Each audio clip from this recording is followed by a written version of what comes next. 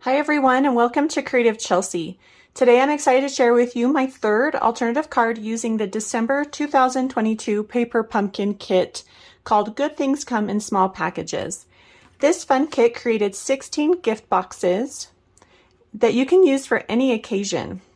They are perfect size for a gift card, candy, or small trinket. If you would like to watch me unbox this kit or see any of my other alternative cards, you can visit my playlist and it's going to be linked in the top right corner. Each month I like to take the contents from the kit and create alternative projects.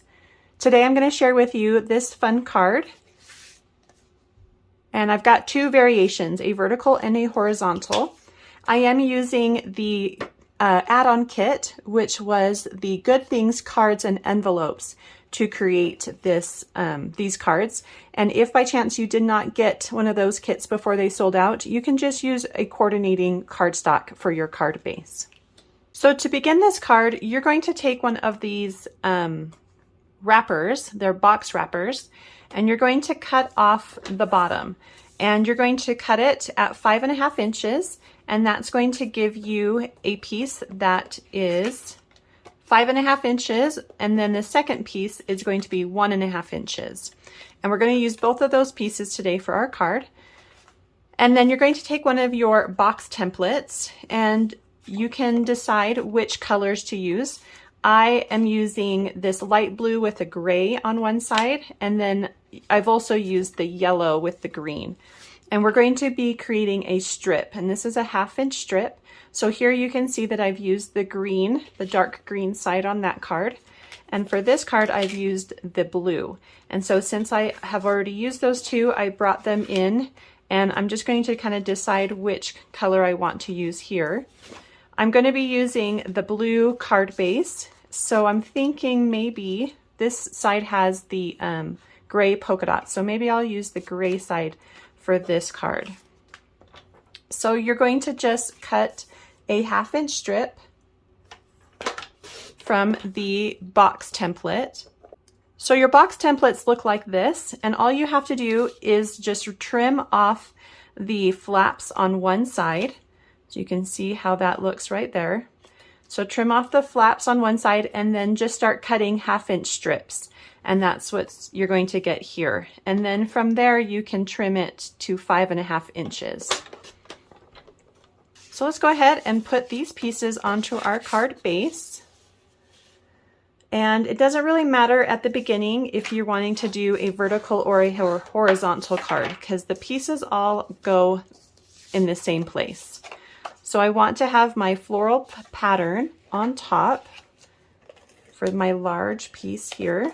So I'm just going to pop that onto the side that has the score line. So here's the scored edge here, and that's where I'm going to add this decorative pattern paper. And you just want it to go right up against the edge of your card base. And then we'll take that strip and add that between the two patterns here.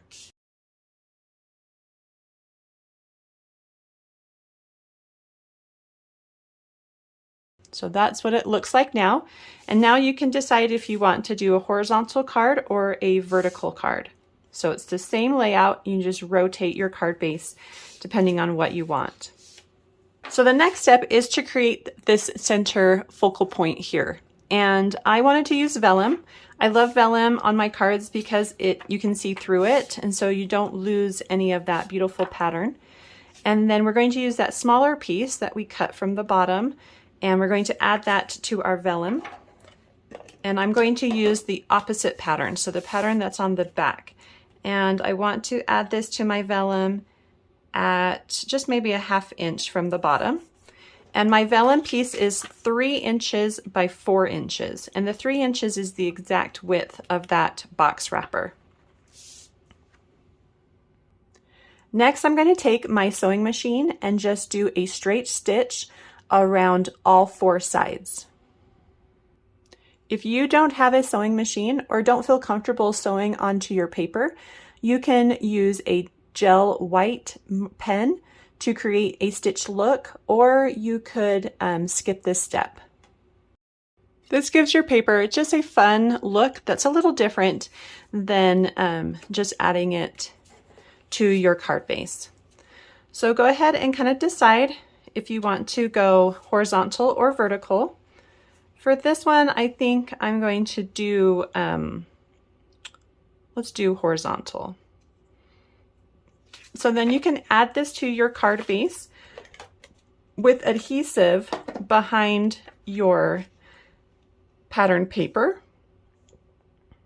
And you could really add this anywhere. I mean, I put it here on the right side because I was copying this card, but you could put it in the center or even move it to the left side. Maybe I'll move it to the left side so you can see a little different variation there. So once you've decided the direction and location of these pieces for your card, you're going to go ahead and stamp your greeting on one of the circle labels. I like to use the circle labels for this. I feel like there's already a lot of rectangles on my card, so it's just something a little different. Pop this right there in the center with some dimensionals, and then you can decorate it with some of those other elements from the kit as well. So I've just got one of the cupcakes here, and maybe add a little leaf or something behind that.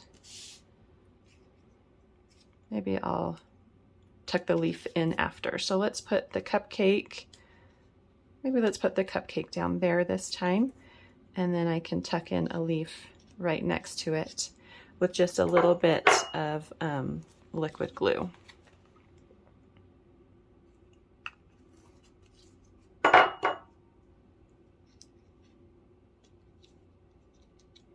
There, just like that. So really quick, simple, easy cards, and you can make these with lots of different variations and colors and the different patterns.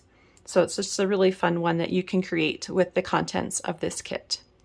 Well, I hope you enjoyed watching me create these cards. If you're interested in getting close-up images or written instructions on how to create these cards, you can visit my blog, creativechelsey.com.